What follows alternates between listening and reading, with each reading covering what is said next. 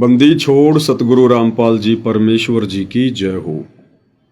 परम पिता परमात्मा सारी सृष्टि के रचनहार कुल मालिक असंख्य ब्रह्मांडों के स्वामी जगत गुरु तीनों लोकों में प्रवेश करके सबका धारण पोषण करने वाले राजाधिराज आत्माधार नाथों के नाथ देवों के देव महादेव सर्वेश्वर महेश्वर मृत्युंजय अजरो अमर आदि अनादि सनातनी प्रभु जगत पिता जगदीश्वर श्री श्री 1008 की उपाधि के वास्तविक अधिकारी अकाल मूरत शब्द स्वरूपी राम वासुदेव सर्वगतम ब्रह्म परम पूज्य प्रथम पूज्य परम संत परम पुरुष परम धनी परम दयालु सत्य कबीर हक्का कबीर अल्लाहु कबीर अल्लाहु अकबर बाखबर अल्लाह ताला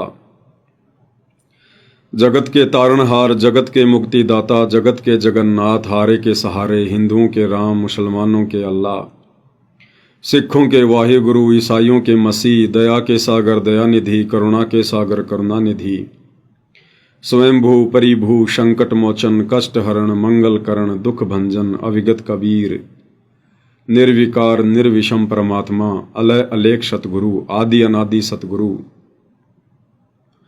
असली मर्यादा पुरुषोत्तम असली राम असली कृष्ण असली घनश्याम असली मुरारी राजाओं के राजा महाराजाओं के महाराजा शहंशाहों के शहंशाह सम्राटों के सम्राट भगवानों के भगवान अल्लाहों के अल्लाह प्रभुओं के प्रभु मसीहाओं के मसीह सच्चे वाहिगुरु बाबाओं के बाबा पीरों के पीर सेठों के सेठ जगत सेठ सावड़सा सेठ सर्वगुण संपन्न अनंत कोटि कलाओं के स्वामी अनंत कोटि ब्रह्मांडों के नायक योगियों में महायोगी ध्यानियों में महाध्यानी सिद्धों में परम सिद्ध ज्ञानियों में तत्वज्ञानी ब्रह्म ज्ञानी महाज्ञानी परम ज्ञानी सर्वश्रेष्ठ ज्ञानी विज्ञानी युवा कबीर समृद्ध कबीर असमवात अमित ओजा सच्चे रहनुमा करीम अल्लाह सुभान अल्लाह दुनिया के अंतिम पैगंबर 8 सितंबर 1951 से गांव धनाना जिला सोनीपत हरियाणा भारतवर्ष की पावन भूमि पे प्रकट रियल कल की भगवान श्री नारायण साकार हरि श्री बाबा साहेब नूर अनंत परमात्मा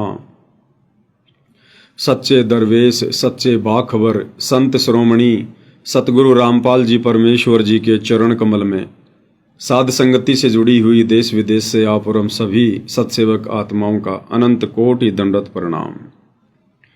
सत्साई भाइयों और बहनों, बहुत बड़ी दया बहुत बड़ी मेहर पूज्य गुरुदेव भगवान की सतगुरु रामपाल जी परमेश्वर जी की जिनके शुभ आशीर्वाद से विशेष आशीर्वाद से आप और हम सभी सत्सेवक भाई बहन ज्ञान को आधार बनाकर गुरुदेव भगवान पर दृढ़ विश्वास करके अपनी आत्मा को हर प्रकार से जागृत करके नियम और मर्यादाओं में रहते हुए चौतरफा संघर्ष करते हुए अपनी आत्मा के कल्याण हेतु भक्ति मार्ग पर निरंतर आगे की ओर ही बढ़ रहे हैं। भाइयों और बहनों, ये दौर कलयुग की बिचली पीढ़ी का है और इस कलयुग की बिचली पीढ़ी को मोक्ष युग कहा जाता है। इस समय कुछ वक्त के लिए पूर्ण ब्रह्म परमेश्वर कबीर देव सतगुरु रामपाल जी के द्वारा मोक्ष के द्वार खोल दिए जाते हैं। ऐसे समय में भाइयों और बहनों, काल भी अपनी पूरी ताकत लगाता है, पूरी कोशिश करता है और तो उसका जोर चलता नहीं, सामने वो किसी के आता नहीं क्योंकि उसका चेहरा देखने लायक नहीं है, उसको खुद को शर्म आती है। क्योंकि जिस समय परमेश्वर ने जब उसने बकवाद की थी ज्योति निरंजन ने ब्रह्म ने काल ने शतलोक में दुर्गा के साथ उसने बकवाद करनी चाही, अपने नाखूनों से माया को स्त्री इंद्री लगानी चाही और वो दुष्कर्म करना चाहा जिस दुष्कर्म को करने की इजाजत सतलोक में नहीं है। उसी समय परमेश्वर ने उसको श्राप दिया और कहा कि आज के बाद तेरा नाम काल होगा, काल। और जैसे ही परमात्मा ने उसको काल का नाम दिया, उसी समय गुरुदेव भगवान ने बताया कि उसका स्वरूप चेंज हो गया अन्यथा ये भी आप और हमारी तरह सतलोक में नूरी शरीर में था, सुंदर शरीर था। लेकिन परमेश्वर ने जैसे ही उसको कहा कि आज के बाद तेरा नाम काल होगा, उसी समय उसका स्वरूप चेंज हो गया। ओछा माथा, काला चेहरा, लंबे लंबे दांत, विकराल, और उसको 21 ब्रह्मांड सहित नीचे भेज दिया गया। तो भाइयों और बहनों, ये काल, ये ज्योति निरंजन उस परमात्मा से द्वेष करता है। और वर्तमान में उसी परमेश्वर ने काल को यह वचन दिया था कि जब चौथा युग आएगा उस समय मैं इन आत्माओं को सतलोक में लेकर जाऊंगा। तो काल ने अपनी सोची समझी रणनीति के तहत, अपनी साजिश के तहत, कि जिस समय आप चौथे युग कलयुग में आओगे उस समय तक मैं इन आत्माओं को इतना गंदा कर दूंगा, इतना विषय विकारी बना दूंगा, आप इन्हें सच्चा ज्ञान बताओगे और ये आपको झूठा कहेंगे, पाखंडी कहेंगे, आपके साथ में लड़ाई झगड़ा करेंगे, आपकी मार पिटाई करेंगे। तो परमेश्वर ने कहा कि कोई बात नहीं, वो मेरा काम है, वो मेरे साथ में क्या करेंगे क्या नहीं करेंगे, और मैं किस प्रकार से उन आत्माओं को सतलोक लेकर जाऊंगा। तो इस काल को परमेश्वर की शक्ति का अच्छे से पता है कि उस परमात्मा के पास में तो असंख्य तरीके हैं आत्माओं को समझाकर सतलोक ले जाने के। साम दाम दंड भेद, केवल ये 4 नीतियां होती हैं, लेकिन परमेश्वर के पास तो अनंत नीतियां हैं, अनंत नीतियां। तो इसको बहुत ज्यादा भय है वर्तमान समय में, बहुत ज्यादा डर कि मेरा भोजन कहीं मेरे मुख से निकल ना जाए, ये आत्माएं वापस सतलोक को ना चली जाएं। लेकिन उसकी मजबूरी है भाइयों और बहनों, वो सबके सामने प्रकट नहीं होता क्योंकि उसका चेहरा देखने लायक नहीं है, उसको श्राप लगा हुआ है। तो वो क्या करेगा वर्तमान में आत्माओं को तोड़ने के लिए, सतलोक जाने से रोकने के लिए कुप्रेरणा करेगा, मनमाना आचरण करवाएगा, झूठ फैलाएगा, पाखंड फैलाएगा, गुरु के प्रति या गुरु के द्वारा जो सतभक्ति दी जाएगी उसमें दोष पैदा करेगा, अपनी घटिया नीति अपनाएगा। अब इन सब बातों का भाइयों और बहनों परमेश्वर रामपाल जी को भी भली भांति पता है। उस समय भी पता था जब प्रथम सतयुग में काल के साथ वार्ता हुई थी कि ये क्या क्या ड्रामेबाजी करेगा। लेकिन परमेश्वर रोकता नहीं भाइयों और बहनों, कोई कैसा भी कर्म करे परमेश्वर कर्म करने से रोकता नहीं है, परमेश्वर उस कर्म की फिर सजा देता है और सजा के साथ साथ फिर एक शिक्षा भी मिलती है। तो परमेश्वर रामपाल जी को वर्तमान समय में काल क्या क्या करेगा सब पता था और कर रहा है, इस बात का भी पता है। लेकिन परमेश्वर चुपचाप हैं, शांत हैं, चुपचाप हिसार जेल में जाकर बैठ गए। जो उन्होंने पिछले 20-22 वर्षों से बताना था, समझाना था, अध्यात्म का कोर्स हमें देना था, दे दिया, समझा दिया। अब परमेश्वर चुपचाप हिसार जेल में जाकर बैठ गए। दुनिया की नज़रों में जेल में कैद हैं और हमारी नज़रों में परमेश्वर अपने मिशन को आगे बढ़ाने के लिए और अपनी पूर्व निर्धारित नीति के तहत वहां बैठे हुए हैं। अभी ये बातें हमें समझ में आ रही हैं। 2028 के बाद जब दुनिया वालों के विचार हमारे जैसे हो जाएंगे तो उन्हें भी समझ में आ जाएगी। अब परमेश्वर इसको क्यों नहीं रोकते भाइयों और बहनों, इसके पीछे बहुत सारे कारण हैं। सबसे पहला कारण इस काल के साथ किया गया एग्रीमेंट। जो वचन परमात्मा ने दे दिया, परमात्मा फिर उस वचन से पीछे नहीं हटता। काल ने कहा था, वचन लिया था कि परमात्मा आप जबरदस्ती ना करना, आप नीचे जाकर जो ज्ञान दोगे, जो बातें बताओगे, जो आपके ज्ञान को समझे, आपकी मर्यादाओं में रहे, आपके कहे अनुसार चले, आप केवल उन्हीं आत्माओं पर रजा करना, आप उन्हीं आत्माओं को सतलोक लेकर जाना। और जो आपसे उपदेश लेकर भी आपकी बातें ना माने या आपसे उपदेश ही ना लें, आप उन्हें बाई फोर्स सतलोक ना लेकर जाना। तो परमेश्वर ने कहा कि तथास्तु, ऐसा ही होगा। और दूसरा कारण यह है भाई और बहनों, आत्माओं के द्वारा किए जाने वाले उन कर्मों में दखल ना देने का, कि परमेश्वर रामपाल जी ने अपने इस सतभक्ति मार्ग को एक लंबे समय तक चलाना है। कई हजारों वर्ष तक इस कलयुग की पिछली पीढ़ी में यह परमेश्वर का भक्ति मार्ग चलेगा। तो परमेश्वर ने ऐसे ऐसे उदाहरण पेश करने हैं, ऐसे ऐसे एग्जाम्पल कोड करने हैं, जिनसे शिक्षा लेकर ये आत्माएं परमेश्वर रामपाल जी की गैर मौजूदगी में काल की किसी भी सूक्ष्म चाल का शिकार ना बने। तो परमेश्वर ने वो उदाहरण भी पेश करने हैं। जैसे त्रेता युग में परमात्मा इंद्रमती को लेकर गए, 80 वर्ष तक परमेश्वर ने उसको जीवित रखा, बीच में आकर उसको ज्ञान दिया, मंत्र दिया, और जब वो 80 वर्ष की हो गई तब परमेश्वर ने कहा कि बेटी सतलोक चलेगी। उसने कहा कि भगवान ये भी कोई पूछने की बात है, आपकी बेटी तैयार है। लेकिन परमात्मा तो जानी जान है। परमेश्वर ने कहा बेटी देख ले, अभी तेरी थोड़ी बहुत कोई आशा, कोई इच्छा इस राजपाट में, बेटा बेटी में, कार कोठी में, उस समय घोड़े हाथी यही कार कोठी हुआ करते थे, कार वगैरह, कोई संपत्ति में, कोई पोते पोती में तेरी आशा तो नहीं है। इंद्रमती ने कहा कि भगवान आपने ऐसा अनमोल ज्ञान दे दिया, ये परमात्मा उसके बाद भी कोई इच्छा रहेगी, आपकी दासी चलने को तैयार है। परमात्मा ने उसका शरीर छुड़वा दिया, आत्मा को अपने संग ले चले।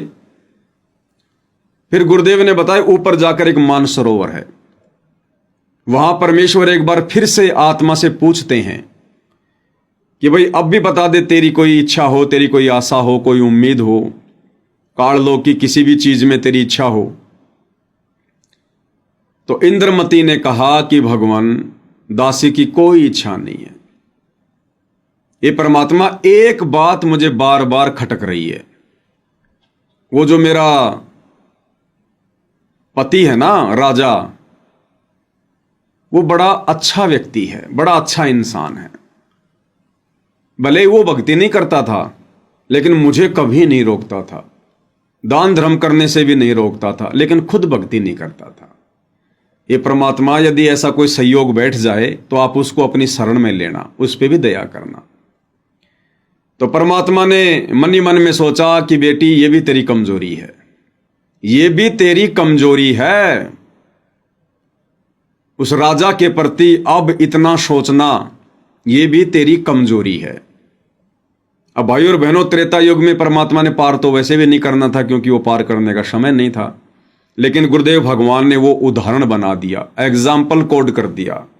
और आज हमें सत्संग सुनाते हैं गुरुदेव भगवान, आज वो उदाहरण हमारे लिए परमात्मा सत्संगों में बताते हैं। हमारे काम आएगा आज उदाहरण लाखों साल बाद, कि इस कलयुग की पिछली पीढ़ी में जो कि मोक्ष का प्राइम टाइम है, सतगुरु ने कोई कमी नहीं छोड़ी किसी प्रकार की ज्ञान देने में, समाधान देने में, भक्ति देने में। और शरीर छोड़ने के बाद जब हम ऊपर की यात्रा करेंगे, और अगर इंद्रमती जितनी, अगर इतनी सी भी हमारी इच्छा पति में, पत्नी में, बेटा में, बेटी में, कार में, कोठी में, संपत्ति में, खेत खलियान में, पशुधन में, अगर इतनी सी भी हमारी इच्छा रह गई जैसा कि इंद्रमती ने कहा, तो भी भाइयों और बहनों परमेश्वर ने हमारे को पुनः नीचे पृथ्वी लोक पर जन्म देना पड़ेगा, और एक लंबे समय के लिए हम यहां पर भूल भुलैया में खो जाएंगे। तो भाइयों और बहनों, परमेश्वर एग्जाम्पल कोड करते हैं। तो वर्तमान में बहुत सारी घटनाओं के माध्यम से परमात्मा ये उदाहरण तैयार करके जाएंगे कि बच्चों, मेरे सतलोक जाने के बाद मेरे इस भक्ति मार्ग को काल दूषित करने का कुप्रयास करेगा, और वो तुम्हें किन किन तरीकों से ठगने का प्रयास करेगा, कैसी कैसी वो घटिया चाल चलेगा, सूक्ष्म चाल चलेगा, उनसे तुम्हें पहले ही परिचित करवाया जा रहा है, क्योंकि उस समय कोई भी मनमाना आचरण यदि संगत में होगा तो वर्तमान में तो चलो भाई मेरे से लोग मिलाई पर आ जाते हैं, कभी वकील मिलने आ जाते हैं, कभी मेरे कलयुगी परिवार वाले मिलने आ जाते हैं, कभी कोई भगत मिलने आ जाता है जैक चैक लगा के, मेरे नाम के लेटर आ जाते हैं, ऑडियो आ जाती है, वीडियो कॉल आ जाती है, विशेष संदेश आ जाते हैं।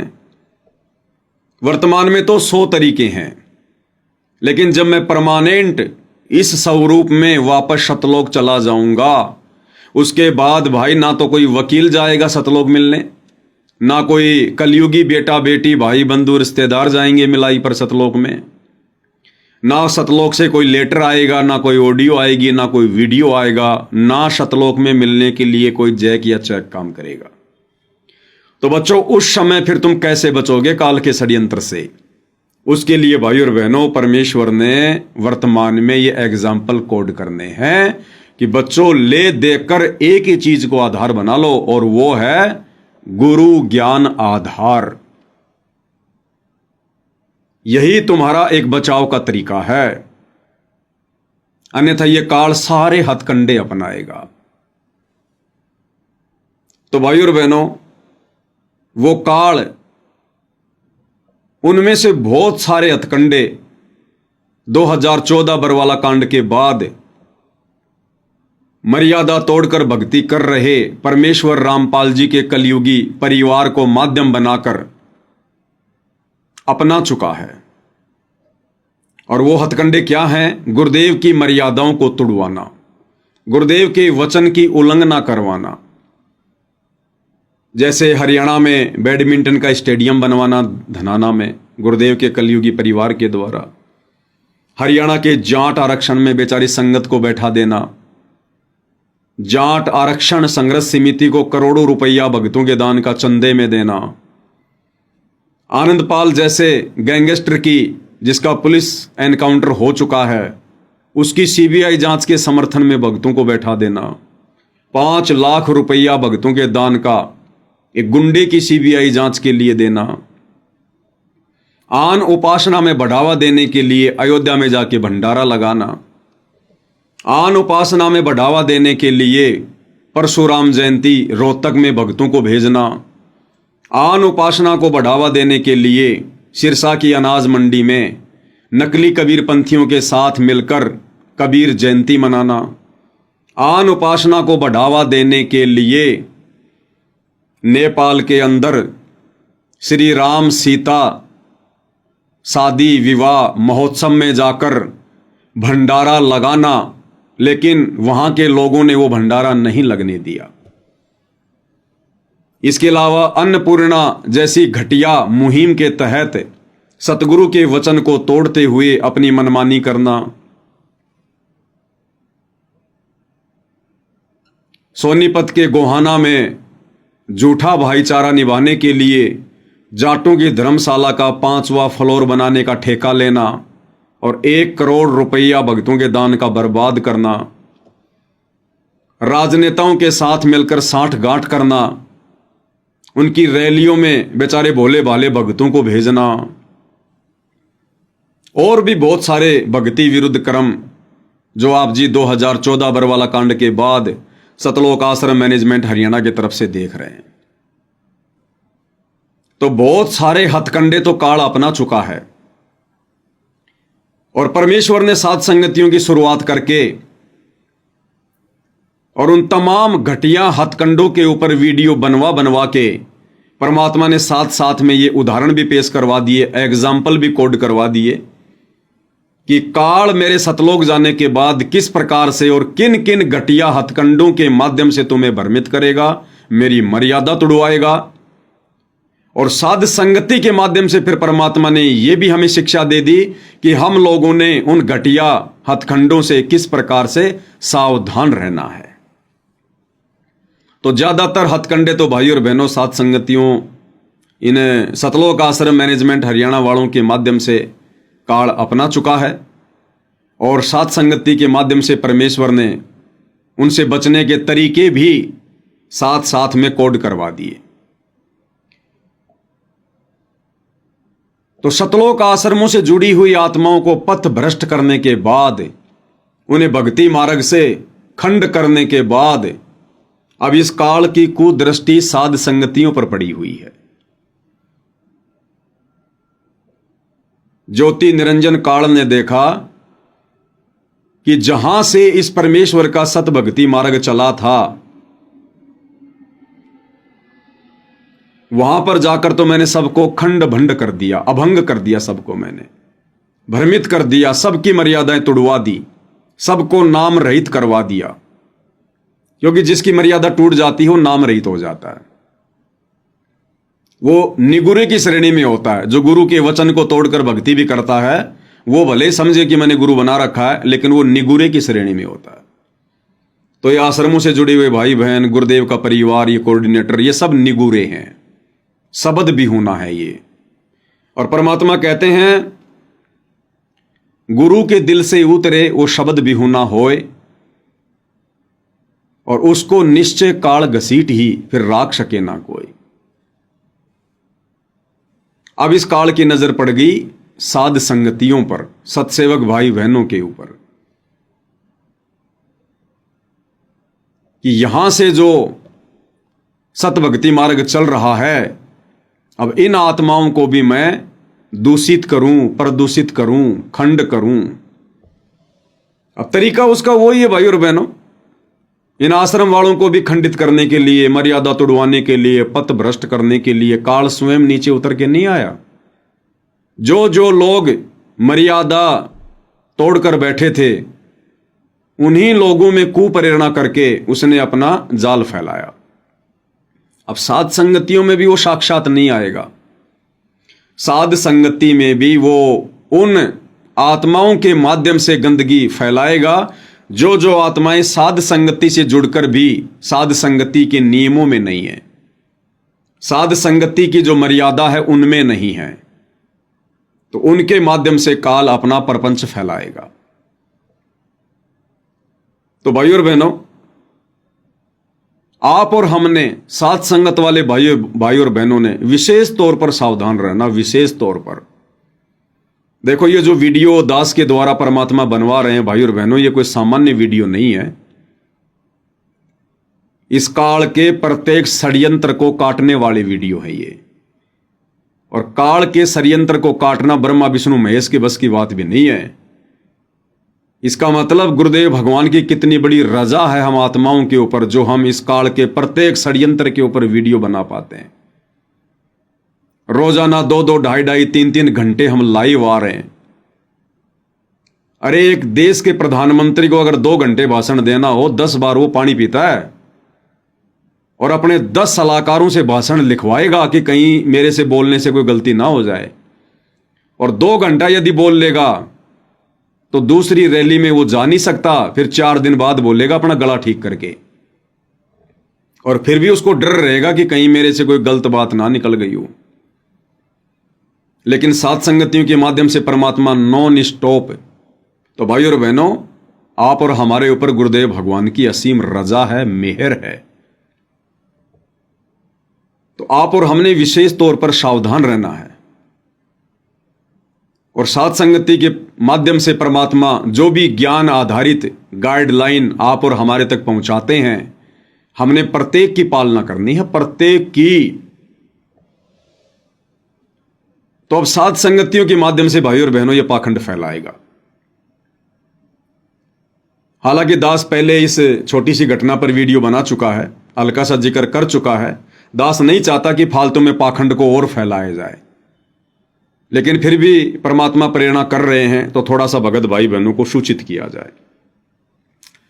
हालांकि मैं इन भक्तों के बारे में विशेष तौर पर जानता भी नहीं हूं, और शायद मैं इनमें से ज्यादातर भक्तों से कभी मिला भी नहीं हूं, लेकिन ये लोग कहते हैं कि हम साध संगति से जुड़े हुए हैं। ये साध संगति का लोगो भी लगा के रखते हैं, और इनके जो वीडियो हम देख रहे हैं तो साध संगति के माध्यम से जो पूजा की थाली, परमेश्वर का स्वरूप मुकुट वाला, ये भी हम लोग देख रहे हैं इनके घर पर लगा हुआ। बेड वगैरह भी इन्होंने लगा रखा है। लेकिन भाई और बहनों, इनके जो कर्म हैं वो सात संगति के अनुसार नहीं है, तो हम इनको सात संगति से जुड़ा हुआ नहीं कह सकते। देखो, ये सात संगतियां हैं, ये सतलोक आश्रम मैनेजमेंट हरियाणा वालों के आश्रम नहीं है कि वहां जो मर्जी गंदगी फैलाते रहो, जो मर्जी वहां पर कुबद करते रहो और वहां कोई किसी को कुछ नहीं बोलेगा। साध संगति में यदि जरा भी आपने उल्टी हरकत की, जरा भी आपने अपना मनमाना आचरण किया, यहां पर कोई किसी का दोस्त नहीं, कोई किसी का शत्रु नहीं है। यहां पर तुरंत एक्शन लिया जाता है और उन आत्माओं की गलतियों को, मनमाने आचरण को सार्वजनिक किया जाता है ताकि दूसरी आत्मा भी सजग रहें, सावधान रहें। तो शायद ये कोई कर्नाटक की घटना है। ये कर्नाटक के भगत बताते हैं अपने आप को, और इन्होंने एक जबरदस्त मनमाना आचरण फैला रखा है, एक पाखंड फैला रखा है। इन्होंने अपने कर्म फोड़ रहे हैं और लेना देना कुछ नहीं भाई और बहनों, अपने कर्म फोड़ रहे हैं, परमात्मा की नजरों से दूर हो रहे हैं, मालिक की रजा से दूर हो रहे हैं ये लोग। तो हमें तो ये कोई वीडियो वगैरह आए, किसी भगत ने भेजे, इसलिए दास ने इसके ऊपर जिक्र करना उचित समझा। तो ये दो तीन भगत हैं, एक भगत ये परिवार है, और इन्होंने ये कहना शुरू कर दिया कि भाई 8 सितंबर के दिन परमेश्वर हमें लेने आएंगे और परमेश्वर ने हमें प्रकट होकर दर्शन दिए हैं। अब कौन से परमेश्वर ने दिए हैं ये हमें नहीं पता। सतगुरु रामपाल जी ने दर्शन दिए हैं या डाडी मूंछ वाले नकली कबीर ने दर्शन दिए हैं।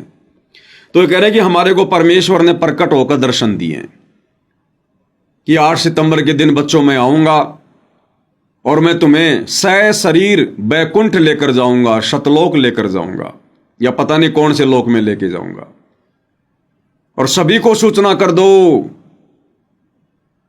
जो जो आएंगे मैं सबको अनामी लोक लेके जाऊंगा, शतलोक लेके जाऊंगा मैं। और इन्होंने ये पाखंड फैलाना शुरू कर दिया और 15-20 भगत भी इनके झांसे में आ गए कि हम भी जाएंगे उस दिन, सह शरीर जाएंगे, सतलोक जाएंगे। और ज्यादातर ने नाम दीक्षा भी नहीं ले रखी, केवल संकल्प में है। अब भाई और बहनों, इनका ये मनमाना आचरण भक्ति के निकट भी नहीं है, परमेश्वर के अध्यात्म नियमों के निकट भी नहीं है। अरे पिछले 30 वर्षों से गुरुदेव भगवान यहां आकर अपना विधान बता रहे हैं। ये दुनिया भर की बुराइयां गुरुदेव भगवान ने अपना विधान बताने के चक्कर में लिए हैं। गुंडे कहलाए, भुंडे कहलाए, मार पिटाई खाई, जेल में गए, लोगों की गालियां खाई। किस लिए? हमें भक्ति का विधान बताने के लिए कि बच्चों ये विधान है सतलोक जाने का, ये भक्ति, ये नियम, ये मर्यादा, ये तरीका, इसके अलावा दूसरा कोई तरीका नहीं है सतलोक में जाने का। और ये लोग ना जाने कौन सा तरीका ले आए। अभी ज्यादातर ने दीक्षा भी नहीं ली है, कोई नाम दीक्षा में है, कोई संकल्प दीक्षा में है, कोई प्रथम मंत्र की दीक्षा में है, और 8 सितंबर को कह रहे हैं कि परमेश्वर आ रहे हैं हमारे को बैकुंठ ले जाने के लिए। भाई और बहनों, इन लोगों ने सत्संग नहीं सुने, इन लोगों ने सत्संग नहीं सुने। इनकी सबसे बड़ी कमजोरी ये है। परमात्मा कभी भी अपना विधान नहीं तोड़ेगा, और इस कलयुग की पिछली पीढ़ी में तो विशेष तौर पर नहीं तोड़ेगा। आदरणीय धर्मदास जी ने परमात्मा से इतनी मिन्नतें की कि परमात्मा मुझे आपका लोक दिखा दो, मुझे आपका शतलोक दिखा दो। अंत में परमात्मा ने उसकी विनती स्वीकार की और क्या कहा कि बेटा पहले ये दीक्षा ले। धर्मदास जी को प्रथम मंत्र दिया, उसके बाद परमात्मा उसको शतलोक ले गए, और उसको सह शरीर नहीं ले गए जिस प्रकार से ये लोग अपना पाखंड फैला रहे हैं। धर्मदास की आत्मा को शरीर से निकाल कर लेकर गए। वहां जाकर धर्मदास ने देखा और कहा कि भगवान मुझे तो यहीं रख लो, मोहे राख लियो भगवान, मोहे राख लियो, मोहे राख लियो महाराज, हमसे बिगड़ी है। धर्मदास नीचे आने की सोच ही नहीं रहा था, लेकिन परमात्मा का विधान क्या कहता है कि नहीं बेटा, तुझे वापस जाना पड़ेगा। अभी मैं तुझे सतनाम दूंगा, फिर मैं तुझे सार नाम दूंगा, फिर तुझे सार शब्द दूंगा, उसके बाद तू यहां आ सकता है। ऐसा ही परमेश्वर ने गरीबदास जी के साथ किया, ऐसा ही मलुकदास जी के साथ किया, ऐसा ही नानक जी के साथ किया, ऐसा ही गीसा जी के साथ किया, क्योंकि ये परमात्मा का विधान है, उनका रूल है भाई और बहनों। परमात्मा अपना विधान नहीं तोड़ेंगे। अब ये लोग ना जाने कौन सा मनमाना विधान ले आए अपना, जो बिना भक्ति के, बिना सार नाम के, बिना सार शब्द के, और सात संगति से जुड़कर सात संगति के नियम भी नहीं मान रहे, और फिर कह रहे हैं कि हम तो सह शरीर शतलोक जाएंगे। तो इन्होंने एक अफवाह सी फैला दी। अफवाह फैलती फैलती थोड़ी जगत में फैल गई।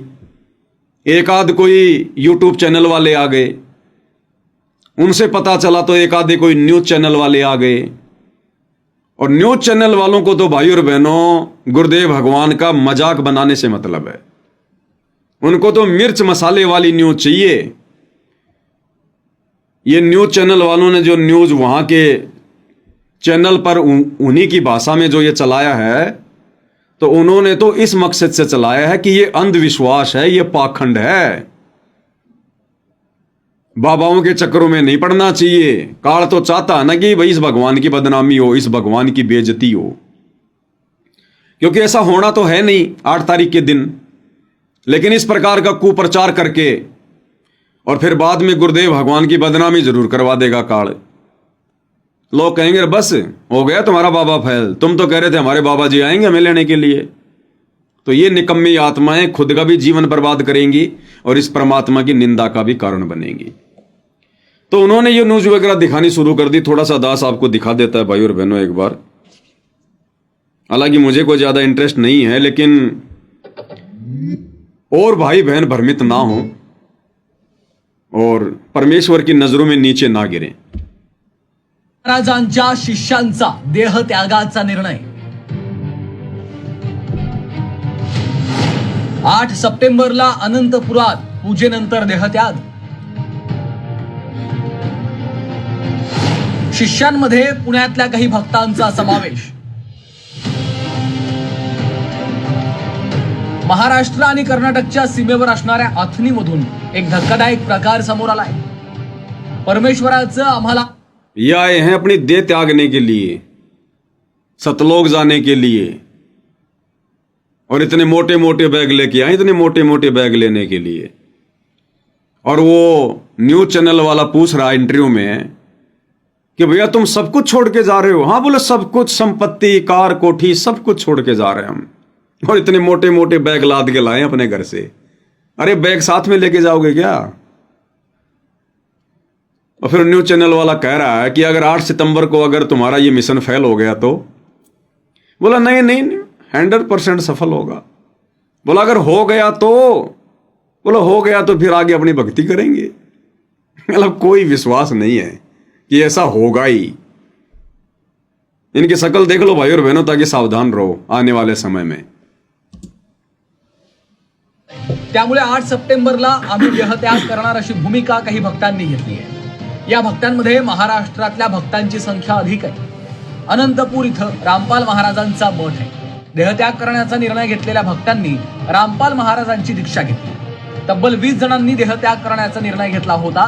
त्यापैकी काही जणांची अन्य मठांच्या महाराजांनी समजूत काढली, मात्र अद्यापही 10 जण देहत्याग करण्यावर ठाम आहेत। यामध्ये पुण्यातील काही शिष्यांचा समावेश असून त्या भाविकांची नावं अद्याप समजू शकली नाहीत। मात्र या भक्तांचं म्हणणं एवढंच आहे की परमेश्वराच्या आदेशाप्रमाणेच आम्ही वैकुंठाला प्रयाण करणार आहोत।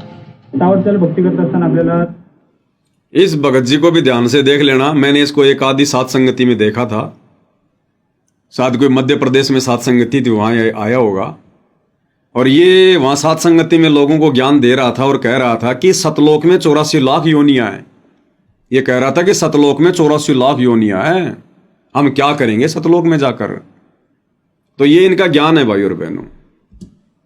सांगितलेलं आहे की 8 सप्टेंबरला तुम्ही इथून म्हणले नाही, त्यासाठी मी त्या 8 सप्टेंबरपर्यंत तयार होऊन आपल्या कर्मात जाण्यासाठी तयार आहे। आता तिने सांगितलं की आपल्याला बघा गटामध्ये तुला सहशरी घेऊन जातो म्हणले त्यांनी। हां सहशरी घेऊन जातो म्हणले त्यांनी। मग ती परमात्मा आहे, सहशरी घेऊन जाऊ शकते त्यांनी, त्यांचं वचन आहे ते। परमात्मा वचन वाचून भरमड चालले ते, त्यांचं वचन नाश होत नाही। भक्ति करते हैं परमात्मा प्राप्ति करने के लिए। अब परमात्मा को समय आ गया, भक्ति पूरी हो गई, परमात्मा प्रकट होकर बता दिया कि मैं लेके जाऊंगा। आपका फैमिली वगैरह कुछ सब है, बच्चे लोग? नहीं बच्चे नहीं, पीछे हैं। बताओ बच्चों को क्यों नहीं लेके आए भाई? इंटरव्यू देने वाला पूछ रहा है और ये कह रहा है कि परमात्मा का आदेश आ गया सतलोक जाने का यहां से 8 सितंबर के दिन। किसके पास आदेश आया भाई? तुम सबको आदेश दिया क्या परमात्मा ने? वो एक व्यक्ति कह रहा है जिसके घर पर तुम आए हो कि मेरे को गुरुजी ने प्रकट होकर दर्शन दिए, तो नालायको तुम क्यों आ गए वहां पर? तुम्हारे को गुरुजी ने दर्शन दिए हैं क्या? तुम्हारे को गुरुजी ने कहा है क्या? ये होता है मनमाना आचरण, भेड़ चाल, देखा देखी। तो मीडिया वाला जो इंटरव्यू ले रहा है वो कह रहे हैं कि तुम्हारे बच्चे भी जाएंगे क्या? बच्चे भी लाए हो क्या? बोला नहीं नहीं, बच्चे तो घर पे हैं। अरे बच्चों से क्या दुश्मनी है भगवान की? अरे बच्चे बेचारे नादान हैं, अभी छोटे हैं। और तुम अगर 8 सितंबर को चले गए तो बच्चों की आत्मा नहीं रोएगी? बच्चे दुखी नहीं होंगे बेचारे? फिर बच्चों से भक्ति कौन करवाएगा? उनको खाना कौन देगा? उनकी परवरिश कौन करेगा भाई? तो बच्चों को तो ये घर छोड़ के आ गए और खुद ये 8 सितंबर को सतलोक जा रहे हैं। और आदेश दिया होगा तो भगवान ने किसी एक को दिया होगा प्रकट होके। फिर तुम क्यों आ गए यहां पर इतने सारे 15-20 जने? तुम्हें आदेश दिया है क्या? ये तो वो सतलोक आश्रम वालों सी भेड़चाल हो गई। गुरुजी के लड़के कहते कि हमारे को गुरुजी ने आदेश दे दिया राजनीति करने के, और लाखों की संगत उमड़ पड़ी। ये तो भेड़चाल है, देखा देखी है ये तो। सुनिए आगे। कुछ नहीं, मतलब यहाँ से कोई इच्छा ही नहीं करना है ना। भगवान को पास जो जाएगा, मतलब जो भक्ति करेगा, जो संसार में रहना चाहेगा, उसको भगवान थोड़ी लेके जाएंगे। जो यहाँ से इच्छा हटाएगा, प्रॉपर्टी कुछ नहीं, सब मतलब ये सब सच्चाई है। आप सब सच्चाई है, सब सच्चाई। 8 तारीख को मतलब सबको पता चलेगा, क्योंकि भगवान प्रकट होके बताए थे। प्रकट होगा, नहीं होगा तो होंगे ना 100%। भगवान की बात 100% होगा। आप जो बोल रहे हो होगा, लेकिन नहीं होगा तो हमारे हिसाब से 100% होगा, और आप लोगों के हिसाब से नहीं होगा तो फिर भक्ति करेंगे। त्यांच्या या निर्णयापासून मीडिया वाला कह रहा अगर नहीं हुए तो भगवान प्रकट है। बोला होगा, 100% होगा। बोला नहीं हुए तो? बोले हमारे हिसाब से तो होगा, और तुम्हारे हिसाब से अगर नहीं हुआ तो फिर आगे अपनी भक्ति करेंगे। ये तो इनके स्टेटमेंट है। वृत्त करण्याचे प्रयत्न प्रशासनानं सुरू केले। काही भाविकांचं मतपरिवर्तन करण्यात यश आलं असून परराज्यातून आलेल्या भाविकांना पुन्हा एकदा आपल्या घरी पाठवण्यात आलंय। मात्र पुण्यातल्या भक्तांची नावं अद्याप समजू न शकल्यानं त्यांचा शोध घेणं आव्हानात्मक ठरत आहे। पोलिसला जाऊन सांगा, पोलीस कंप्लेंट करायची। हा मग प्रशासन कुठे घेणार आहे? नाही कुठे घेणार आहे? तिथल्या प्रशासनाने, तिथल्या कलेक्टरांनी लक्ष घातलं पाहिजे तात्काळ। दरम्यान अनीस संस्थेनं ये वहां के अधिकारी हैं कुछ, ये कह रहे हैं कि अगर वो प्यार से मान जाएंगे तो ठीक है, नहीं उनको उठा के जेल में पटकेंगे, उनके ऊपर कानूनी कार्रवाई करेंगे। ऐसे हम लोग आत्महत्या नहीं करने देंगे। तो कोई बात नहीं भक्तों, भगवान तो जेल से भी ले जाएगा, कौन सी बड़ी बात है। अगर भगवान तुम्हें घर से ले जा सकता है, तुम्हारा शरीर छुड़वा सकता है, तो भगवान तो जेल में भी शरीर छुड़वा देगा, कौन सी बड़ी बात है। तो ये है भाई और बहनों एक ड्रामा, एक नौटंकी, एक पाखंड। अब देखो इसमें दो बातें भाई और बहनों, क्योंकि साथ संगति में चर्चा होती है ज्ञान आधार से। देखो परमात्मा धरती पे प्रकट है, होने को कुछ भी हो सकता है। परमात्मा सहशरीर भी लेकर जाएंगे, लेकर जा सकते हैं, कोई बड़ी बात नहीं है। आज से पहले भी परमात्मा ने बहुत सी आत्माओं को सहशरीर भेजा है जहां भी उन्होंने जाना था, कोई बड़ी बात नहीं है। लेकिन हमने निर्णय लेना है ज्ञान आधार से।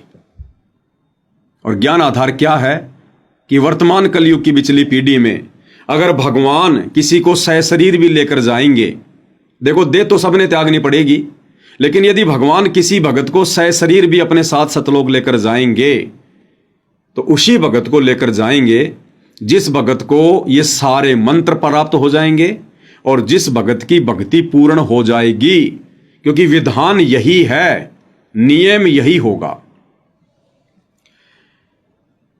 हो सकता है 8 सितंबर को परमात्मा आ जाएं, कोई बड़ी बात नहीं है। ना जाने परमात्मा क्यों आएंगे, क्या उसके पीछे कारण है, वो परमात्मा जाने। लेकिन आप और हमारे लिए क्या आदेश है? आप और हमारे लिए केवल वही आदेश है जिस विधि से गुरुदेव भगवान ने सतलोक जाने का हमें रास्ता बताया है। हमने उस विधि के अलावा किसी दूसरी विधि से सतलोक जाने का शॉर्टकट नहीं अपनाना है, अन्यथा फिर वो हमारे मनमाने आचरण में आएगा, हमारे पाखंड में आएगा वो। हम अपनी भक्ति का तो सत्यानाश करेंगे करेंगे, साथ में गुरु भगवान की निंदा का भी कारण बनेंगे, डबल दोषी होंगे परमात्मा के। ये उदाहरण पेश हो रहे भाई और बहनों, ध्यान रखना आने वाली आत्माओं के लिए।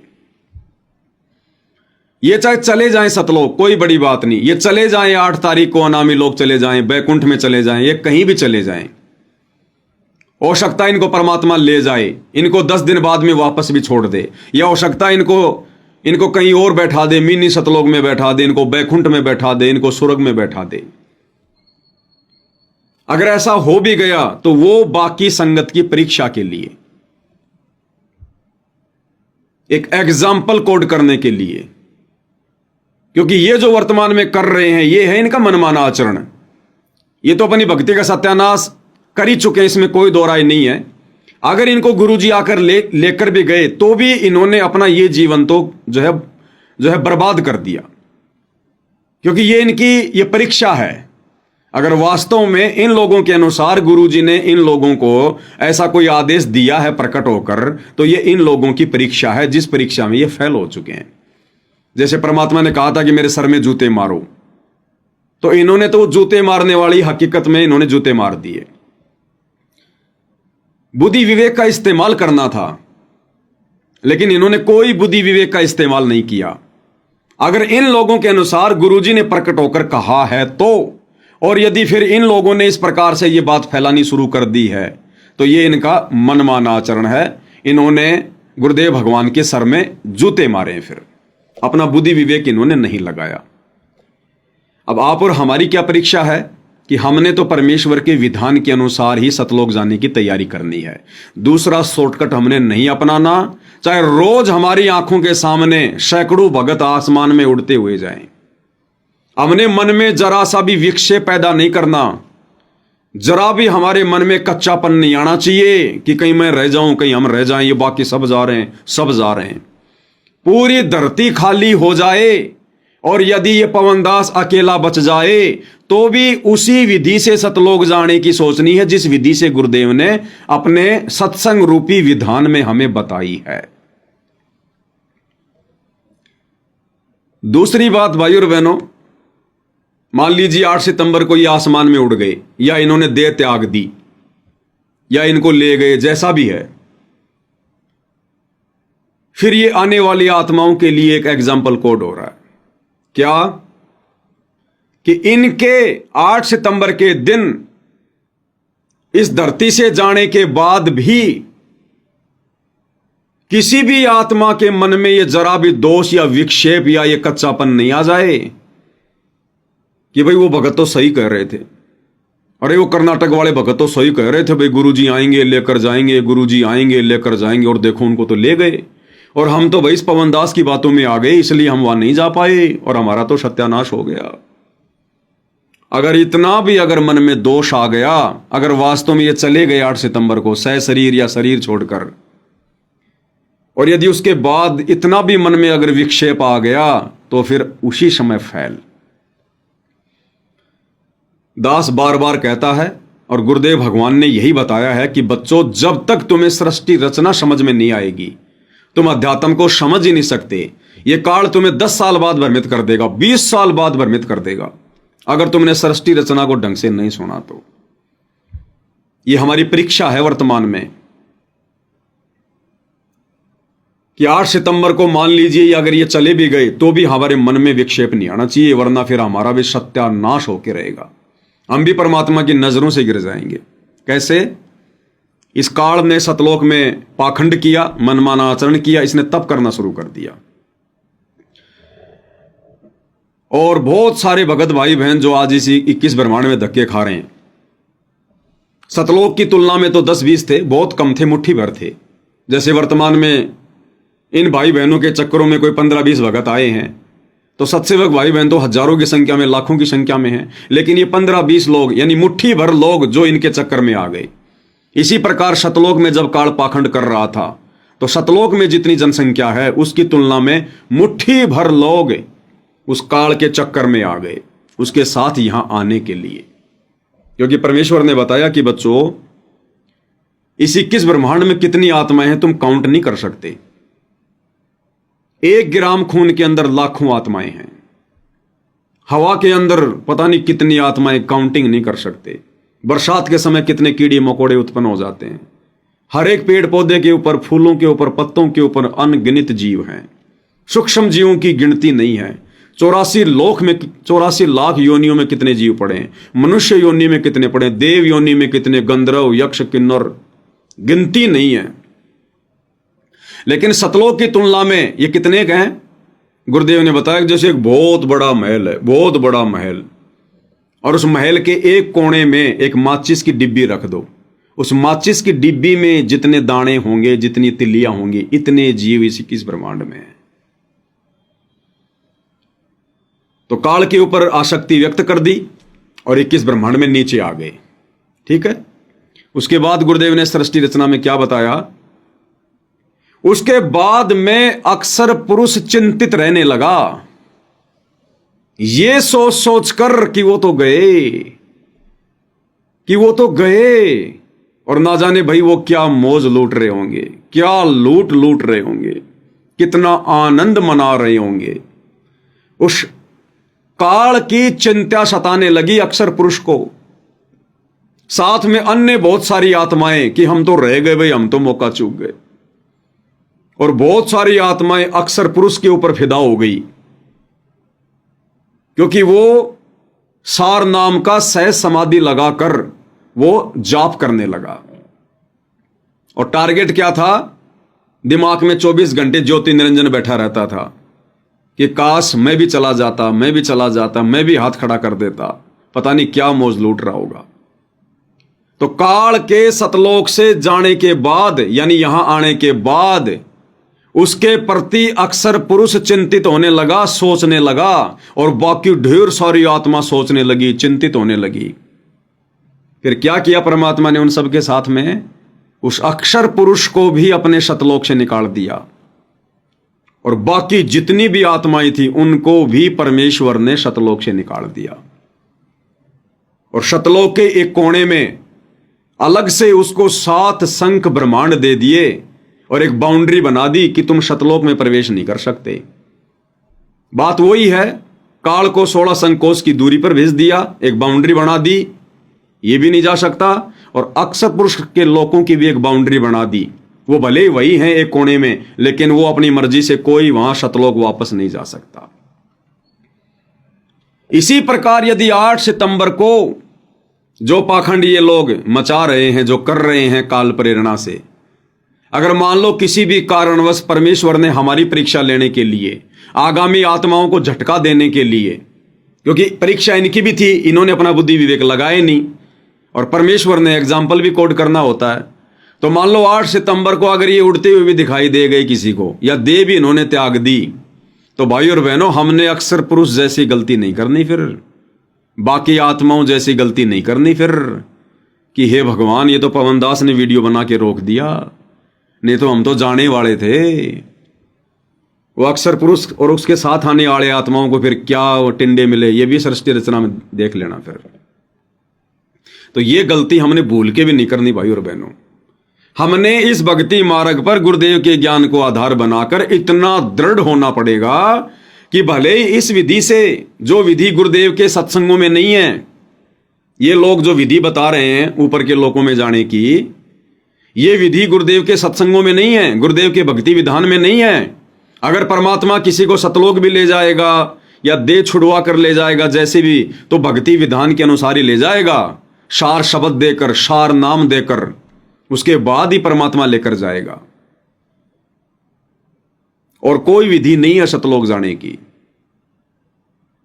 तो इस विधि के अलावा अगर पूरी पृथ्वी भी खाली हो जाए और काल हमें दिखा दिखा कर लेकर जाए, या सतगुरु हमें दिखा दिखा कर आत्माओं को लेकर जाए कि देख लेना भैया, देख ले कितने गए, और देख ये लेके जा रहा मैं जहाज भर के, और देखना मैं परसों फिर आऊंगा, अपना मूड चेंज कर लेना भाई, देख लेना भाई तेरे को क्या करना, 2 दिन का टाइम है तेरे पास। भाई और बहनों, यदि पूरी पृथ्वी भी खाली रह जाए और यदि हम अकेले बच जाएं, तो भी हम लोगों ने परमेश्वर के विधान के खिलाफ सतलोक जाने की नहीं सोचनी है। ध्यान रखना, ये कलयुग की विचली पीढ़ी है, अन्यथा गुरुदेव भगवान के सत्संग फेल हो जाएंगे। इस विधि से यदि ये आत्माएं सतलोक चली गई, अनामी लोक को चली गई, अनामी लोक तो खैर कोई जाता ही नहीं, वहां परमात्मा किसी को लेकर जाता ही नहीं, ये तो इनका मनमाना पाखंड है इनका। लेकिन फिर भी इस विधि से यदि ये चले गए तो फिर गुरुदेव भगवान के सत्संग फेल हो जाएंगे। फिर सत्संग वाली विधि से सतलोक जाने के लिए कौन भक्ति करेगा? फिर क्यों आत्माएं इतना पापड़ बेलेंगी कि भैया जब वो संकल्प दीक्षा वाले ही सतलोक चले गए, उनको तो प्रथम नाम ही प्राप्त था जब वो सतलोक चले गए, तो हम क्यों ये मंत्रों का जाप करें रोजाना बैठ के 108 बार? क्यों दिमाग बचाएं? क्यों सुबह से लेकर शाम तक सतनाम का जाप करें? क्या रखा है सार नाम सार शब्द में? तो ये परमेश्वर का विधान फेल हो जाएगा। 1000 साल तो छोड़ो, 1000 दिन भी परमात्मा का मार्ग नहीं चलेगा फिर। तो भाई और बहनों, ये एग्जाम्पल कोड किए जा रहे हैं, एग्जाम्पल कोड ध्यान रख लेना। अभी भी जो जो आत्माएं इन नादान आत्माओं के घर पर आ चुकी हैं या जाने की सोच रही हैं, अभी भी अगर जरा भी अकल है, जरा भी बुद्धि है, तो परमेश्वर से नाक रगड़ रगड़ के माफी मांग लो। और यदि अपना भला चाहते हो तो वापस अपना थैला उठा के आ जाना। ये विधि नहीं है सतलोक ले जाने की। उस विधि को बताने के लिए हमारा बाप पिछले 12 साल से जेल में कष्ट उठा रहा है। विधि विधान से सतलोक ले जाने के लिए दुनिया की गालियां खाई हैं, अपने शरीर पर उन्होंने जो है डंडे खाए हैं। ये इतना आसान नहीं है कि तुम्हारे को फुर्र देसी जो है परमात्मा उड़ा देंगे। 4 दिन भक्ति करो और फुर्र देसी उड़ा देंगे परमात्मा। ये दोनों स्थितियां भाई और बहनों ध्यान रखना। ये काल हमें भ्रमित ही करने का प्रयास करेगा। काल नहीं करेगा तो परमात्मा जानबूझ के आप और हमारी परीक्षा लेंगे। अपने गुरुजी के सर में जूते मारने का विधान सत्संगों में नहीं है, ना कोई गुरु बताता। लेकिन उस दिन परमात्मा ने उल्टा आदेश दे दिया कि मेरे सर में जूते मारो, मेरा आदेश है। परीक्षा बुद्धि विवेक लगाना था। तो भाई और बहनों, जब तक हमारे अंदर इतनी दृढ़ता नहीं आएगी, हम इस भक्ति मार्ग पर टिक नहीं सकते।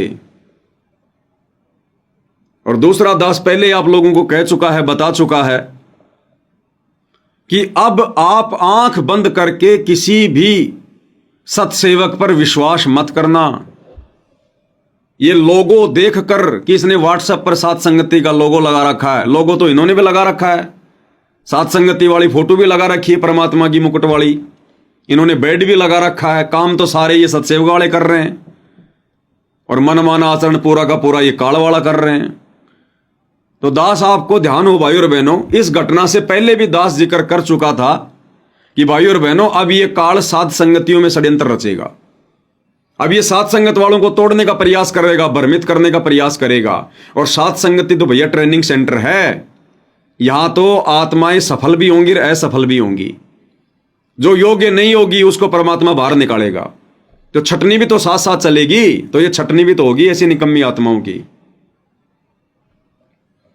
तो अब ये काल सात संगति में पाखंड फैलाएगा और कहीं जगह नहीं है। वो बाकी तो सब पाखंड ही पाखंड है।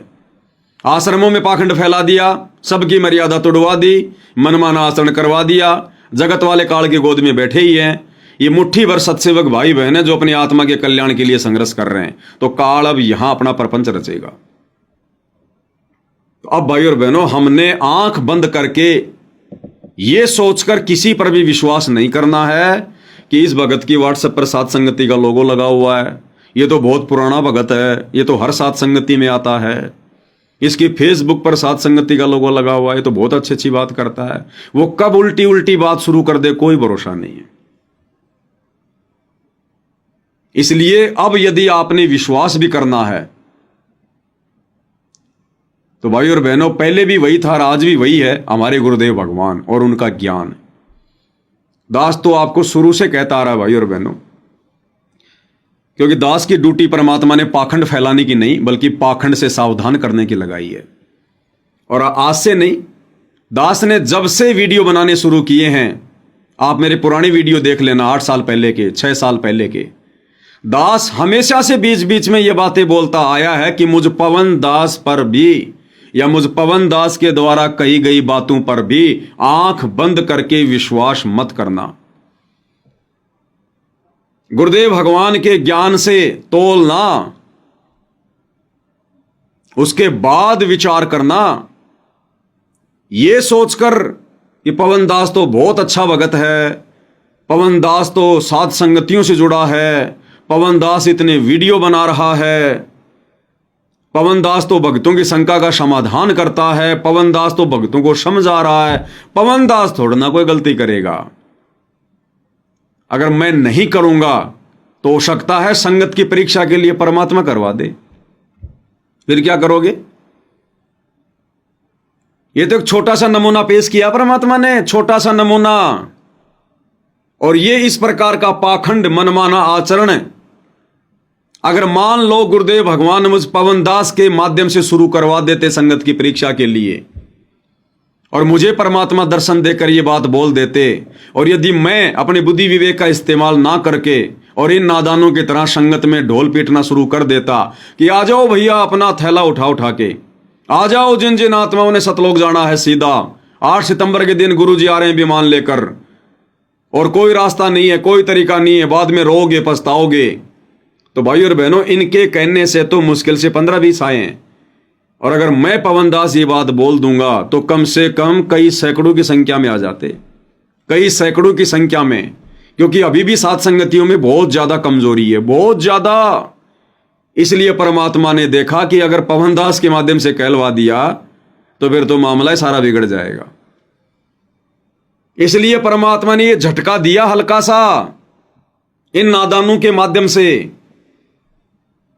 आप और हम बाकी भाई बहनों को दृढ़ करने के लिए कि आने वाले समय में अगर पवन दास भी इस प्रकार का कोई मनमाना आचरण करे, कोई पाखंड फैलाए, मेरी भक्ति विधान के विरुद्ध, मेरे सत्संगों के विरुद्ध यदि कोई बात कहे, तो नादानो इस छोटी सी घटना से सबक ले लेना और अपना सत्यानाश करवाने से बच जाना। पवन दास कोई फाइनल चीज नहीं है, पवन दास तुम्हारा कोई जो है गुरु नहीं है, पवन दास तुम्हारा सरदार नहीं है, वो भी तुम्हारी तरह 2 कोड़ी का मिट्टी का पुतला है, गलतियों का पुतला है, कठपुतली है। अगर जरा भी उसने मर्यादा तोड़ी तो उसकी डोर काल के हाथ में आ जाएगी, और तुम सोचोगे पवन दास को परमात्मा चला रहा है, पवन दास को गुरुजी चला रहे हैं, और फिर तुम हर बात पर यदि आंख बंद करके विश्वास करोगे तो धोखा खा जाओगे। तो बाकी संगत को, बाकी सत्सेवक भाई बहनों को आगामी समय के लिए सावधान करने के लिए एक छोटा सा झटका है, इस घटना के माध्यम से ध्यान रख लेना। अगर निकट भविष्य में मैं पवन दास भी इस प्रकार की ज्ञान विरुद्ध कोई छोटी सी भी हरकत करूं तो आप भाई बहनों की जिम्मेदारी बनती है मुझे समझाने की कि भगत जी बाकी बातें बहुत अच्छी बात है, भगवान ने आपसे जो काम करवाया वो करवाया, आपने बहुत वीडियो बनाए, हमें भी बहुत जानकारी मिली, बहुत ज्यादा हमारे को मदद मिली, हमारी मर्यादा टूटने से बची। लेकिन भगत जी आप वर्तमान में जो कर रहे हैं ना, ये ज्ञान आधार के विपरीत है। भाई थोड़ा विचार करो, आपसे क्या गलती हुई है, भगवान से माफी मांगो। भगत जी हम आपकी हर बात पे थोड़ा ना कोई यकीन करेंगे, विश्वास करेंगे, आप भी तो हमारे जैसे हमारे भाई हो। परमात्मा हमारी परीक्षा के लिए आपसे गलती करवा दे, कौन सी बड़ी बात है। तो भाई और बहनों, इस प्रकार से हमने सावधान रहना है, आंख बंद करके विश्वास, ब्लाइंड फेथ केवल अपने गुरुजी पर, गुरुजी के ज्ञान पर, क्योंकि ना तो हमें कभी भ्रमित हमारे गुरुजी कर सकते और ना कभी गुरुजी का ज्ञान कर सकता। बाकी यहां सब 2 कोटि के जीव हैं।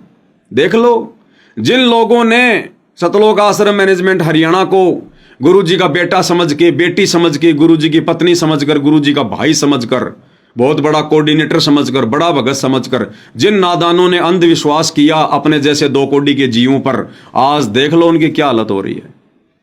सबकी मर्यादाएं खंड हैं। तो ठीक इसी प्रकार पवन दास की भी ज्ञान विरुद्ध बातों पर आपने आंख बंद करके विश्वास नहीं करना, और ज्ञान के अनुसार जो बातें हैं उन पे कोई संदेह नहीं करना। ये भक्ति मार्ग है। अभी हमने ड्रामे देखे कहां हैं, अभी हमने ड्रामे देखे नहीं है। ड्रामे तो अब शुरू करेगा ये काल, ड्रामे तो अब ये काल शुरू करेगा। इस कदर हमने भक्ति मार्ग पर भाई और बहनों सावधान होकर चलना पड़ेगा। तो ज्यादातर मर्यादा तो इस काल ने तोड़वा दी आश्रम वालों के माध्यम से। अब बची कुछ ही आत्माओं को, ये जो कुछ एक काल प्रेरित निकम्मी आत्माएं जो जल्दबाजी में फैसला ले लेते हैं, आंधी की तरह आ जाते हैं साथ संगतियों में, ज्ञान को समझ नहीं पाते और फिर यहां भी मनमाना आचरण शुरू कर देते हैं, काल का दाव लग जाता है। तो हमने ये सोचकर आंख बंद करके बिल्कुल भी विश्वास नहीं करना कि ये भगत तो बार बार साथ संगतियों में आता है, इस भगत के तो साथ संगति का लोगो लगा हुआ है, इसने तो घर में बेड लगा रखा है, ये तो विषय वासनाओं से भी दूर है। वो चाहे राजा हरिश्चंद्र बन के बैठा है, अगर गुरुजी के ज्ञान विरुद्ध हरकत कर रहा है तो वो गंगू तेली है, गंगू तेली। हमारा कुछ नहीं लगता, वो 2 कोटि का जीव है, हमारा कोई संबंध नहीं उससे। वो चाहे पवनदास हो, चाहे गुरुजी का परिवार हो, चाहे संगत का कोई भी व्यक्ति हो। हमने इस कदर भाई और बहनों अपने दिमाग को खोल के भक्ति मार्ग पे आगे बढ़ना पड़ेगा। ये देखा देखी का भेड़ चाल का मार्ग नहीं है। तो ये गहरा षड्यंत्र है काल का। ये काल है किस ब्रह्मांड का राजा स्वामी जो ब्रह्मा विष्णु महेश की बुद्धि नहीं खुलने दे रहा, गोरखनाथ जैसे ज्ञानियों की बुद्धि नहीं खुलने दे रहा। फिर आप और हम 2 कोटि के जीव हैं क्या? तो भाई और बहनों, अंत में ज्ञान आधार, ना कोई पवनदास, ना कोई शतलोक आश्रम मैनेजमेंट वाला, ना कोई बड़ा भगत, ना कोई छोटा भगत, ना कोई जूनियर भगत, ना कोई सीनियर भगत। इस भक्ति मार्ग में यदि कोई बड़ा है, कोई सीनियर है, तो केवल हमारे गुरुदेव भगवान। हमारा बाप, अंतिम फैसला हमारे बाप के वचनों को लेकर किया जाएगा, सत्संगों को देखकर किया जाएगा। किसी भगत के विचारों से अंतिम फैसला नहीं होगा। भगत यदि भक्ति मर्यादा में रहते रहते हमें अच्छी अच्छी बातें बता रहा है, ज्ञान की बातें बता रहा है, विश्वास बढ़ाने वाली बातें बता रहा है, तो ग्रहण करो, जीवन में अमल करो।